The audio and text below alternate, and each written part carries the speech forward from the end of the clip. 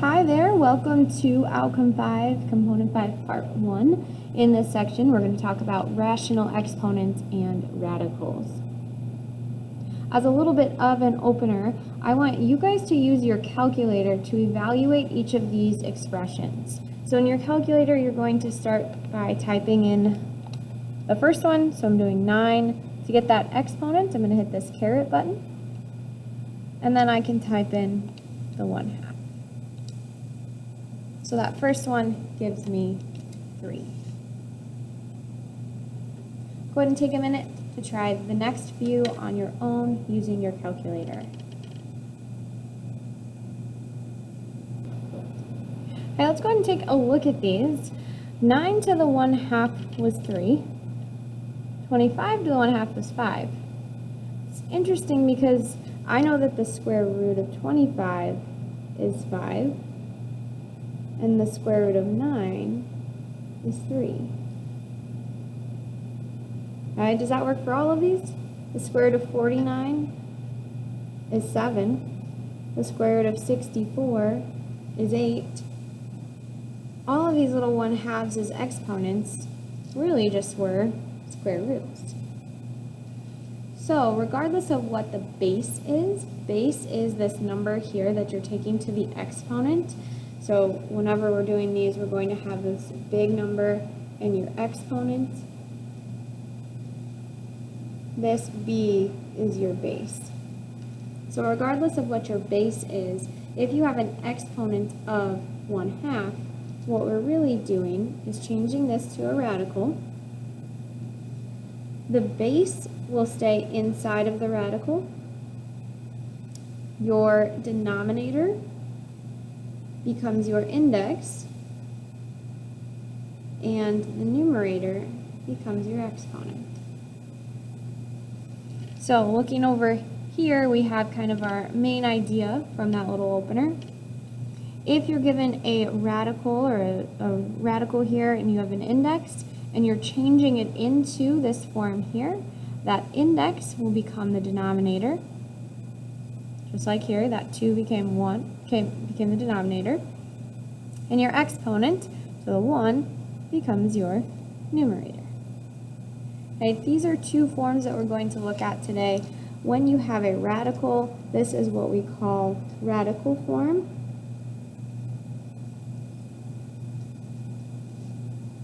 And you can always change radical form into a base with an exponent, which we call exponential form. Now sometimes they'll give a problem to you in radical form. You have to change it into exponential. Sometimes they'll give it to you in exponential, and we have to change it into radical. Okay, here's a few examples. If I gave you 27 to the 1/3, I'm not in love with that fraction exponent. I'd rather it be in radicals because we've gotten really good with radicals. So I could change this into a radical. My base of 27 will stay inside the radical. The numerator of the fraction becomes my exponent. And the denominator, so the 3, becomes my index. From here I can simplify. So I'm doing math, cube root of 27. You could do to the first, you don't really need to, because to the first power is just the same as 27, and it gives me 3. Same thing here, 16, I could change, 16 to the 1/2, I could change to a radical. 16 is my base, the denominator is 2, and numerator of 1. Square root of 16, then, I know, is 4.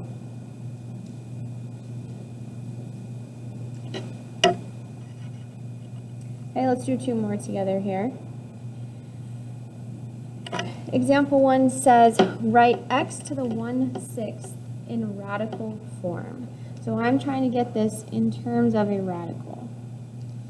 Because I'm going into a radical, I'm going to start right away with drawing that big old radical. My base, so the x, stays in the radical. And now I just have to move my numerator and denominator around. The denominator is 6, that becomes my index. Numerator is 1, that becomes my exponent. If we can simplify, we do want to simplify. It looks like my exponent is already smaller than my index, so there's nothing to simplify here. So this would be my final answer. The next one says, write z, the fourth root of z in exponential form. So this means I want to end up with exponents. I do not want radicals. So going from this form, I like to start with writing my base. So I'm writing the z, that was the base in here, and then I can figure out my fraction. The 4 is the index, so that's going to become my denominator. And I don't see an exponent here. If you don't see one, it's a nice little invisible 1. So my exponent is 1/4. Again, if you can simplify, like if you can reduce your fraction, you want to do so. For example, you might get something that says 3/6. Well, those can both divide by 3, giving me 1/2. If you have something that can reduce, you definitely want to. 1/4 is already reduced for me, so I don't have to worry. Okay, go ahead and try 1 and 2.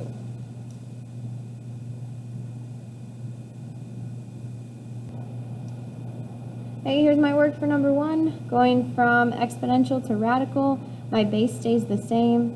The denominator becomes your index, and numerator is your exponent.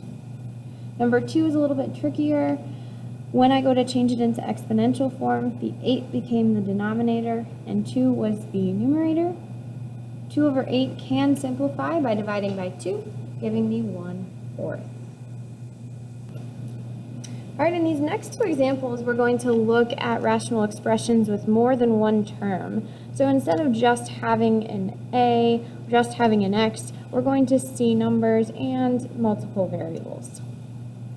So both of these give us in radical form. We want to write these in simplest exponential form. Now, even though we're starting with more than one term, the process does stay the same here. We're going to think about this term by term. So the first term that I see here is a 7. So I'm going to write that 7, or the fourth root of 7, as an exponential. So 7 is the base. Now I need an exponent.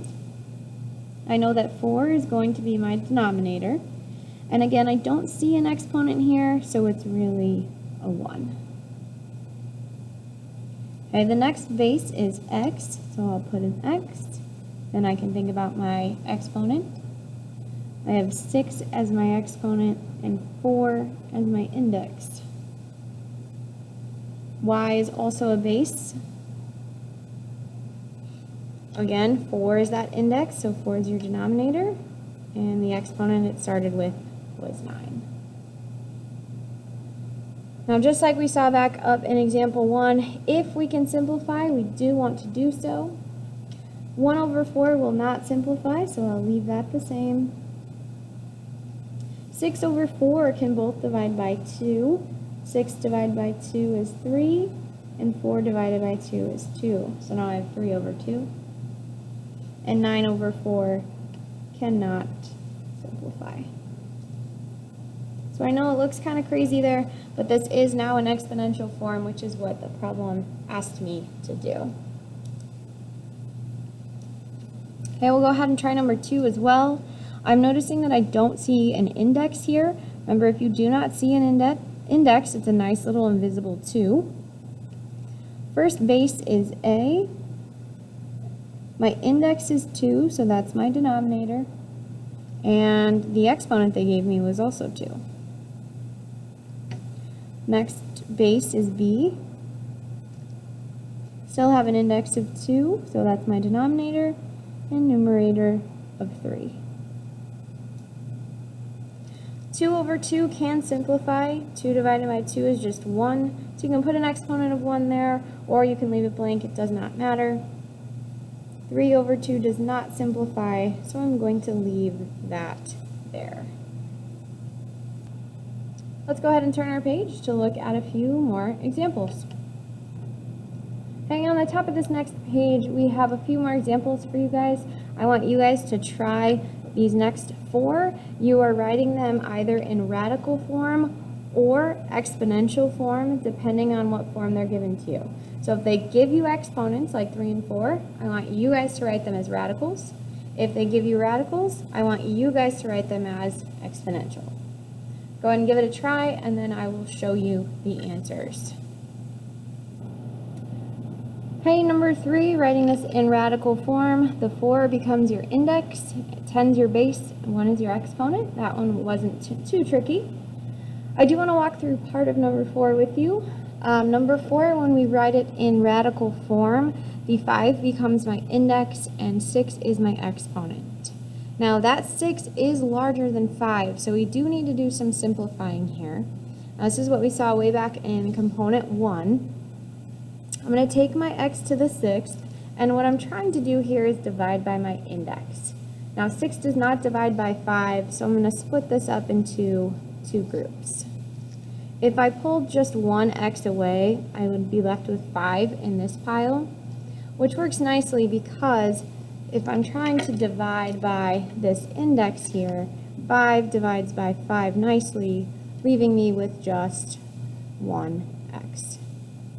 Now that 1x is going to go on the outside of your radical, and this x here that did not divide will stay inside. So this doesn't happen too often, but if when you switch it into radical form, you have an exponent that's larger than your index, make sure that you simplify. Okay, here's the answer to number 5. 12 was your numerator, 3 your denominator. So we ended up getting 4 over 1, or you could just write that as x to the 4th. And my last one here looks kind of crazy because there were 3 different pieces. Make sure you're thinking of that 6 as 6 to the 1st, so it becomes 1 over 3 as your exponent. Nothing to simplify there with those exponents though.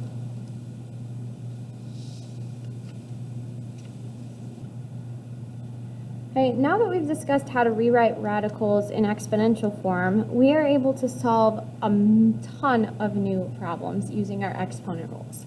Now technically you've seen these exponent rules way back in Algebra 1.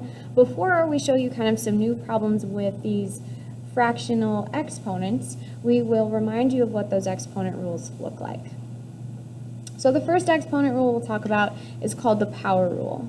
The power rule says that when any power or exponent is raised to another exponent, you multiply the exponents. So here's an example of what you would have seen back in Algebra 1. You would have been given x to the 2nd to the 4th. Those 2 exponents right next to each other are going to multiply together. So this would give me x to the 8th.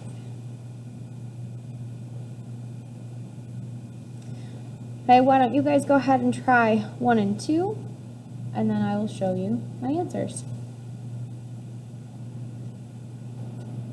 Okay, again, multiplying those exponents, so 3 times 5 gives me 15, 1/2 times 4 gives me 2. Now because we're in Algebra 2, we are going to see some a little bit harder problems here with some fraction exponents. So the first problem that we'll do is 81 to the 1/4. I want to show you 2 ways that you could solve this here. Now the first way, I'm just going to ignore this step and show you how they got that. The first way is to use our exponent rules by breaking down this base. So off to the side, I'm going to write 81, and I'm going to make a factor tree for 81. Now I know 81 can break up into 9 and 9, and 9s can break up into 3s. Really here I have 3 times 3 times 3 times 3, 4 3s multiplied together. Instead of writing those as 4 3s all in a line, what I'm going to do is write this as 3 to the 4th power. 4th power means there are 4 3s being multiplied together. That 1/4 will still stay as the exponent. By rewriting that to have a smaller base, now my base is 3, I now have two exponents right next to each other, which is just what we saw above in 1 and 2. So we're going to multiply 4 times 1/4 gives me 1. So I now have a base of 3 and an exponent of 1. Well, an exponent of 1 doesn't really change anything, so my answer is just 3. Now your second option is to change this into a radical. So if I were changing this into a radical, my base would stay the same, so it would be 81. My 4 would be my index, and your numerator would be your exponent. Okay, again, I would take that 81 and make a factor tree, so that's what we already did over here. We ended up with these 4 3's being multiplied together. And now radicals, we've learned, work like a jail. So to get out of jail, we would be looking for groups of 4, which I have a group of 4 here. So I'm going to cross those 3 out. This 1 3 gets out of jail, giving me 3 as my answer. Okay, either option work here, you will get the same answer either way, so it's really up to you how you would like to solve it. Okay, let's go ahead and do one more together. I'm going to do 32 to the 1/5. So I'm going to take 32 and make a factor tree. So 32 divided by 2 gives me 16. 16 can break up into 4 and 4, and 4 breaks up into 2's. So I have 1, 2, 3, 4, 5 2's being multiplied together. So I'm going to write that as 2 to the 5th.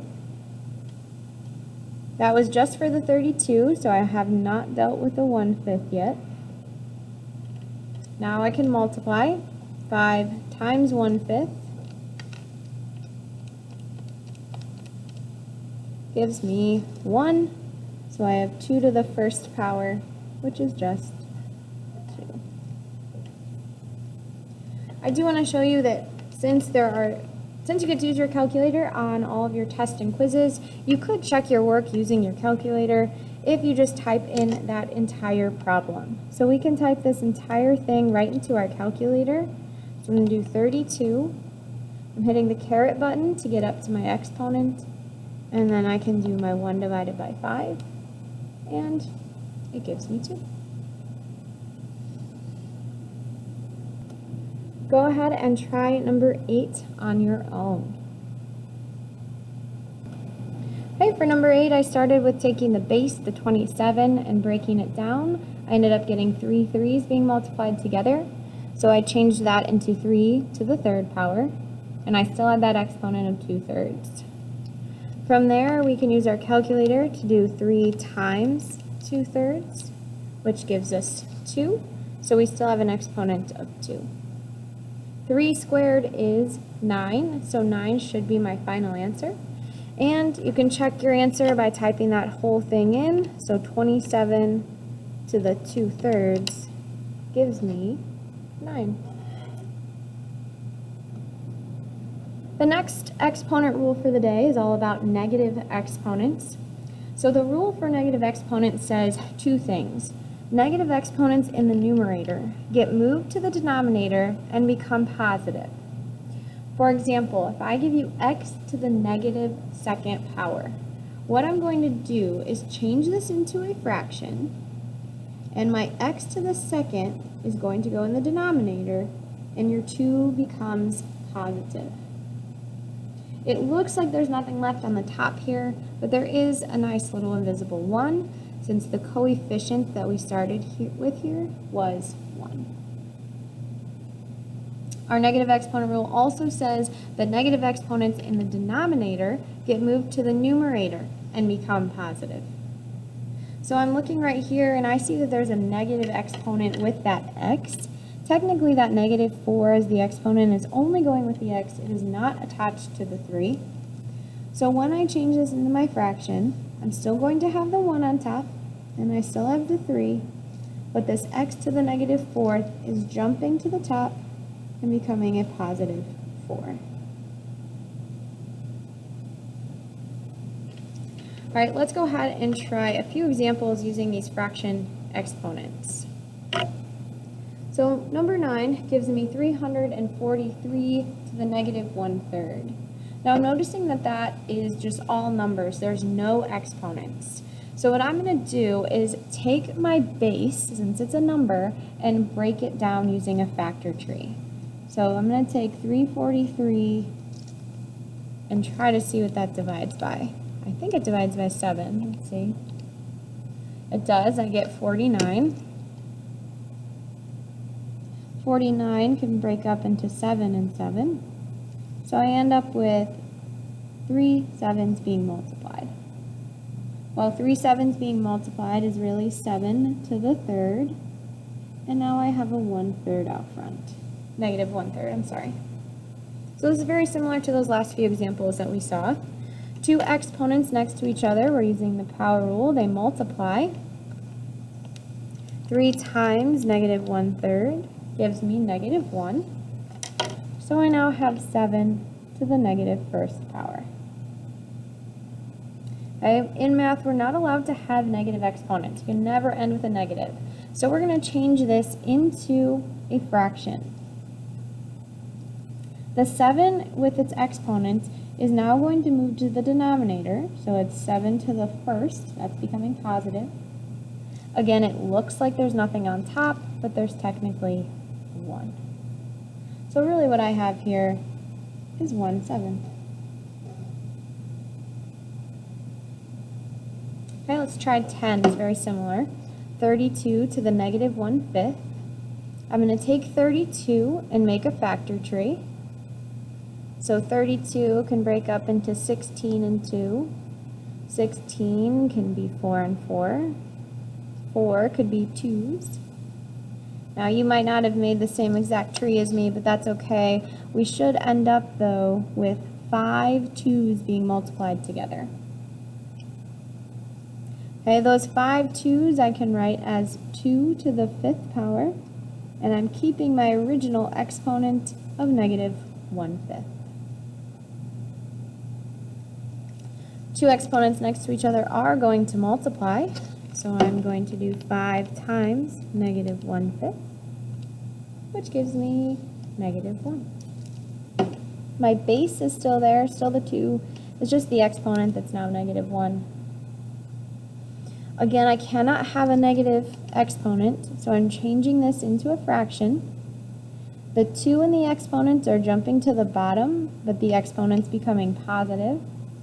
And it looks like there's nothing, but it's really a 1. So really my answer here is 1/2.